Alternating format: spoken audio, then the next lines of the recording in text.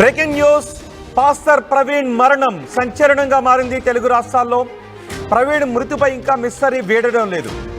Praveen toll ప్లాజాను cross చేస్తున్న దృశ్యాలు record అయ్యాయి.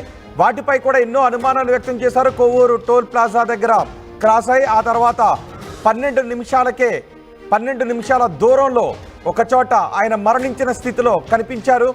ఆ 12 నిమిషాల్లో ఏం జరిగింది? ఒక చోట దుమ్ము చెరరేగిన దృశ్యాలు అందులో రికార్డ్ అయ్యాయి. ఆ ఎదురుగా ఉన్న పెట్రోల్ బంకులో ఇప్పుడు మీరు చూస్తున్న దృశ్యాలు అవే. మరి అక్కడ ఆ సమయంలో క్రాస్ చేసిన కారు ఎవరిది? ఇప్పుడు మీరు ఆ కార్ క్రాస్ చేసిన దృశ్యాలు చూస్తున్నారు. అక్కడ పెద్ద ఎత్తున దుమ్ము చెలరేగింది. ఆ దుమ్ము చెలరేగటానికి 2-3 సెకండ్ల ముందు వెళ్ళిన ఆ కారు ఎవరిది? ఆ రెడ్ కారు వివరాలు ఏంటి? ఇప్పుడు పోలీసులు దీనిపైనే దృష్టి సారించారు. రెడ్ కారు ఎవరిది, ఎక్కడ ఉంది అనే విషయం ఇంకా తేలడం లేదు. ఇంకా పోస్ట్ మార్టం రిపోర్ట్ కూడా రావాల్సి ఉంది. సో ఈ అన్ని అనుమానాలపై గ్రౌండ్ రిపోర్ట్ ఆర్టీవీ మీకు ఎక్స్క్లూజివ్గా అందిస్తోంది.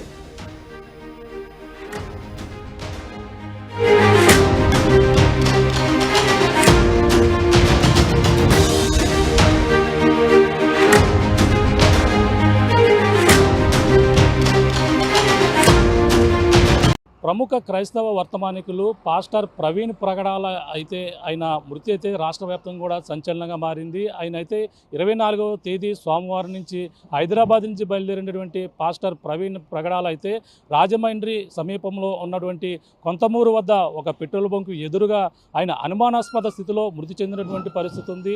ఈ నేపథ్యంలోనే ఆయన మృతి పలు అనుమానాలు అయితే దారి తీస్తున్నటువంటి పరిస్థితి ఉంది. ఓ ప్రక్కన పాస్టర్ ప్రవీణ్ ప్రగడాల యొక్క అంత్యక్రియలు కూడా పూర్తయ్యాయి. అలాగే హైదరాబాద్ కూడా తీసుకెళ్లి అక్కడ అంత్యక్రియలు కూడా చేసినటువంటి పరిస్థితి అందరూ కూడా తెలిసిందే. ఈ నేపథ్యంలో ఈ యొక్క పోస్ట్ మార్టం రిపోర్ట్ అయితే రావాల్సింది. అతను ఏ విధంగా చనిపోయాడు, అలాగే రోడ్డు ప్రమాదంలో మృతి చెందాడా, లేదంటే ఎవరైనా హత్య చేసి ఈ విధంగా క్రియేట్ చేశారా అనేది కూడా తెలియాల్సిన పరిస్థితి ఎంతైనా ఉందని చెప్పాలి. ఎందుకంటే ఒక పక్కన ఆయన ఏదైతే సోమవారం నాడు బయలుదేరినట్టు ఆయన తెల్లవారితే మనకి సరిగ్గా మంగళవారం నాడు ఆయన ఉదయం 11 గంటల ప్రాంతానికి అయితే ఆయన మృతి చెందినట్టుగా అందరికి కూడా తెలిసింది. రాష్ట్ర వ్యాప్తంగా కూడా ఆయన చనిపోయినది పాస్టర్ ప్రవీణ్ ప్రగడాల అని తెలిసిన నేపథ్యంలో రాష్ట్ర వ్యాప్తంగా ఉన్నటువంటి క్రైస్తవుల్లో ఆందోళన అయితే మొదలుగుందని చెప్పాలి. ఎందుకంటే ఆయన్ని ఎవరో అనుమానాస్పద స్థితిలో ఈ విధంగా కొట్టి చంపారనేది ప్రధానమైనటువంటి క్రైస్తవ సంఘాల నుంచి వస్తున్నటువంటి ఆరోపణ నేపథ్యంలో మరో పక్కన అక్కడ బుల్లెట్ అక్కడ ఏదైతే ఈ యొక్క ప్రధానంగా విజయవాడ నుంచి అలాగే రాజమండ్రి వస్తున్నటువంటి ప్రధాన రహదారి ఏదైతే ఉందో ఈ యొక్క రాజమండ్రి గోదావరి కొవ్వూరు బీచ్ ఇవన్నీ కూడా దాటిన తర్వాత ఆయన అయితే కొంతమూరు గామన్ బీచ్ రోడ్ ఏదైతే ఉందో పెట్రోల్ బంకు వద్ద వచ్చేసరికి రోడ్డు వారణ అనుమానాస్పద స్థితిలో ఆయన బుల్లెట్ పడి తన మీద పడిపోయి ఉండడం, ఆయన హెల్మెట్ పెట్టుకుని ఉండి ముఖానికి గాయాలైనటువంటి పరిస్థితి ఉంది. ఈ నేపథ్యంలో అతనైతే ఈ రోడ్డు ప్రమాదంలో చనిపోలేదనేది కూడా క్రైస్తవుల్లో మొత్తం అందరూ కూడా ఆరోపిస్తున్నారు. ఆయన ఏదైతే గత కొన్నాళ్ళ నుంచి కూడా ప్రాణహాని ఉందని కూడా చెప్పుకొస్తున్నారు. ఈ నేపథ్యంలోనే పలు అనుమానాలకైతే తావుతీస్తుంది. దీన్ని సరైన లోతైన దర్యాప్తు చేయాలంటూ క్రైస్తవ సంఘాలన్నీ కూడా ప్రతి ఒక్కరు కూడా కోరుతున్నారు. ఇది నిజంగా రోడ్డు ప్రమాదం జరిగిందా, లేదంటే ఎవరైనా చంపి ఈ విధంగా పడేశారనేది కూడా ప్రతి ఒక్కరిలోని కూడా అనుమానం వచ్చిన నేపథ్యంలో పోలీసులు పక్కన విచారణ అయితే వేగవంతం చేస్తున్నారు. ఆ యొక్క విచారణలో భాగంగా పోలీసులు అయితే 2 సీసీ ఫుటేజ్లు అయితే విడుదల చేశారు. అందులో ప్రధానంగా చూసుకుంటే అతను విజయవాడ నుంచి రాజమండ్రి వరకు ఆ పలు టోల్ గేట్లు ఉన్నప్పటికీ ప్రధానంగా మొదటగా ఆయనైతే సజీవంగా కనపడింది. చివరిసారిగా ఆయన బతికి కనపడించినటువంటి వీడియో ఏదన్నా ఉంటే పోలీసులు రిలీజ్ చేసినటువంటి వీడియో ఇది. ఈ యొక్క రాజమండ్రి సమీపంలో ఉన్నటువంటి కొవ్వూరు టోల్ గేట్ వద్ద ఉన్నటువంటి ఒక వీడియో ప్రధానంగా అతను రావడం. ఇక్కడ మనం ఉన్నటువంటి ప్రాంతం చూడవచ్చు. ఇది కొవ్వూరు ఏదైతే టోల్ గేట్ ఉందో కొవ్వూరు టోల్ గేట్ వద్ద పాస్టర్ ప్రవీణ్ ప్రగడాల సంబంధించినటువంటి చివరిసారి కనిపించినటువంటి వీడియో ఇదే టోల్ గేట్ వద్ద కనిపించింది. ఆయన బుల్లెట్ పైన రావడం, ఆ బుల్లెట్ పైన వస్తున్నటువంటి వీడియోలు ఇక్కడి నుంచి సరిగ్గా ఏదైతే ఇక్కడ నుంచి కరెక్ట్గా 11:30 అలాగే సోమవారం రాత్రి సరిగ్గా 11:30 ఇదే కొవ్వూరు టోల్ గేట్ వద్దకైతే ఆయన రావడం మనం చూస్తున్నాం. బుల్లెట్ మీద ఏ విధంగా వస్తున్నారో అలాగా బైక్ మీద వచ్చినట్టుగా ఆయన అదే పక్క నుంచి అందరూ కూడా పక్కన లారీలకి అలాగే పెద్ద పెద్ద వాహనాలకి వేస్తుంటుంది. పక్కనే మనకి బైక్లో ఏదైతే 2 వీలర్స్ వచ్చాయి వచ్చేందుకు ఈ టోల్ గేట్ వద్దనైతే స్పెసిఫిక్గా మనకి ఇక్కడ కోన్స్ ఏవైతే ఉన్నాయో ఇక్కడ సేఫ్టీకి అంటే రోడ్డు అటు ఇటు ఎటువంటి ఇబ్బంది లేకుండా ఇక్కడ వీటిని కోన్స్ అంటారు, వీటిని ఈ విధంగా పెడతారు. వీటిని తప్పించుకుని పాస్టర్ ప్రవీణ్ ప్రగడాల అయితే మనకి చివరిసారిగా మనం చూస్తున్నాం. ఆయన హెల్మెట్ పెట్టుకుని ఏ విధంగా వస్తున్నాడో చూస్తూ, అలాగే ఆయన నెమ్మదిగా వస్తున్నారు. పక్కన లారీ కూడా కనపడుతుంది. ఈ విధంగానే వచ్చి అటుగా వెళ్ళిపోయినటువంటి దృశ్యాన్ని మనం చూస్తున్నాం. అలాగే ప్రతి ఒక్కరు కూడా ఇలాగే వస్తారు. ఇలాగే వచ్చి ఇక్కడ అటుగా చూసుకుని మనం ఒకసారి అటు చూడొచ్చు. అటు చూస్తే వెహికల్ అటు ఆగి ఉన్న నేపథ్యంలోనే ఇటు 2 వీలర్స్ రావాల్సిన పరిస్థితి ఉంది. ఆయన సరిగ్గా ఇక్కడికి వచ్చేసరికి ఆయన పాస్టర్ ప్రవీణ్ ప్రగడాల అక్కడ లారీ మనకు అటువైపు చూస్తే లారీ కనిపించింది. లారీ కనిపించిన నేపథ్యంలో అతను బండి మీద ఇటుగా వస్తున్నటువంటి సీసీ ఫుటేజ్ సరిగ్గా ఇక్కడికి రాబోతుకి రాత్రి 11:30 సమయం అవుతుంది. ఆ సమయంలో ఆయన బుల్లెట్ పైన హెల్మెట్ పెట్టుకుని కేవలం బుల్లెట్కి అయితే హెడ్లైట్ అయితే వెలగలేదు, కేవలం సిగ్నల్ మాత్రమే వెలుగు ఉండింది. సిగ్నల్ బ్లింక్ అవుతూ అది బ్లింక్ చేసుకుంటూ అతనైతే వీటిని తప్పించారు. అక్కడ లారీ మన పక్కన లారీ ఉంది. లారీతో పాటు వీటిని ఏవైతే కోన్స్ ఉన్నాయో వీటి ప్లాస్టిక్ కోన్స్ని అయితే తప్పించినటువంటి పరిస్థితి ఉంది. ఇక్కడ నుంచి అతను పలు అనుమానాలు అయితే దారి తీస్తాయి. ఎందుకంటే అతను ఇక్కడి నుంచి దాటేటప్పుడైతే ఇటు అటు ఊగుతూ వస్తున్నట్టుగా కనిపించారు. అంటే అతను నిద్రమత్తులో ఉండి ఆ విధంగా ఊగుతున్నారా, లేదంటే అతను మద్యం సేవించారనేది కూడా పలు అనుమానాలు అయితే వ్యక్తమవుతున్నాయి. అంటే ఆయన ఆ పాస్టర్ నుండి ఈ విధంగా మద్యం సేవించడం అనేది మరొక ఆరోపణ అయితే వస్తుంది. అలాగే ఆ లైటు ప్రధానంగా ఇక్కడికి వచ్చిన తర్వాత అతను ఇటుగా మనకి అక్కడ తప్పించారు. దాన్ని తప్పించిన తర్వాత అక్కడ లారీ ఉంది. లారీ ఎదురుగా ఫాస్ట్గా ఇక్కడి వరకు స్లోగా వచ్చారు. స్లోగా వచ్చినటువంటి ఆయన ఇటుగా చూసుకుంటే మనకి ఈ క్రాస్ ఏదైతే ఇక్కడ నుంచి ఈ 3వ క్రాస్ ఏదైతే ఉందో 3వ క్రాస్ నుంచి ఇటుగా ఇటు వెళ్ళిపోయారు. అంటే ఇది ఇటు విజయవాడ నుంచి ఇటుగా వచ్చినటువంటి ఇది రాజమండ్రి ఎంటర్ అయిపోతాం. ఈ దాస్తే రాజమండ్రి గామన్ బ్రిడ్జ్ ఏదైతే ఉందో 4వ బ్రిడ్జికి అయితే ఇటుగా వెళ్ళిపోతారు. ఈ విధమైనటువంటి ప్రక్రియ అయితే కొనసాగింది. ఈ నేపథ్యంలో ఇక్కడి నుంచి సరిగ్గా ఆయన 11:30 బ్లింక్ అవుతున్నటువంటి ఒక బ్లింకింగ్ అంటే అతను ఉన్నటువంటి రైట్ సైడ్ ఉన్నటువంటి సిగ్నల్ లైట్ మాత్రమే బ్లింక్ అవుతుంది. హెడ్లైట్ ఏమాత్రం కూడా మన సీసీ కెమెరాలో చూస్తాం. హెడ్లైట్ అయితే లేదు. హెడ్లైట్ అయితే లేకపోవడంతో కేవలం అతను బ్లింక్ అవుతున్నటువంటి సిగ్నల్ లైట్తోనే అతను ఇక్కడి నుంచి అయితే బయలుదేరారు. సరిగ్గా ఇక్కడ నుంచి ప్రమాదం జరిగినటువంటి ప్రాంతం చూసుకుంటే 6 కిలోమీటర్ల 300 మీటర్లు ఉన్నట్టుగా ప్రధానంగా చెప్పడం జరుగుతుంది.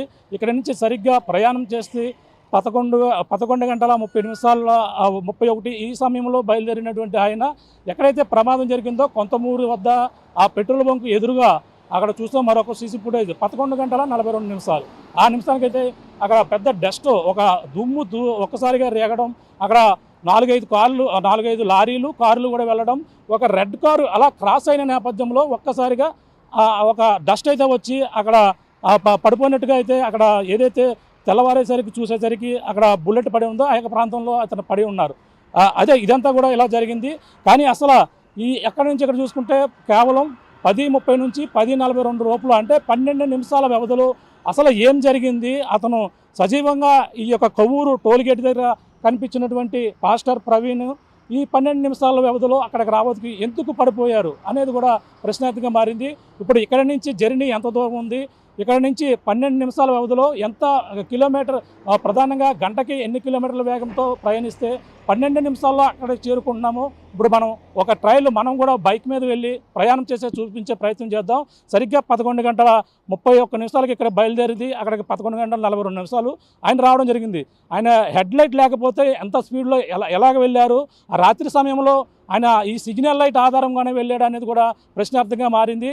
అతను ఆ నైట్లో కూడా ఎంత స్పీడ్లో వెళ్ళారు, అదే 12 నిమిషాల్లో కొంతమంది ప్రమాదం జరిగినటువంటి ప్రాంతంలోకి ఎలా చేరుకున్నారని కూడా ఇప్పుడు చూపించే ప్రయత్నం అయితే చేద్దాం. ప్రస్తుతం మనం కూడా ఒక బైక్ తీసుకుని బైక్ మీద ప్రయాణం చేసి అతను ఏ విధంగా ఇక్కడ దారిలో 2 మార్గాలు తగులుతాయి. 2 మార్గాల్లో ప్రధానంగా చూసుకుంటే ఇక్కడ సీతానగరం అలాగే కాతేరు అలాగే రాజమండ్రి వెళ్ళి ఒక మార్గం కింద డైవర్షను బ్రిడ్జ్ ఒకటి ఉంటుంది.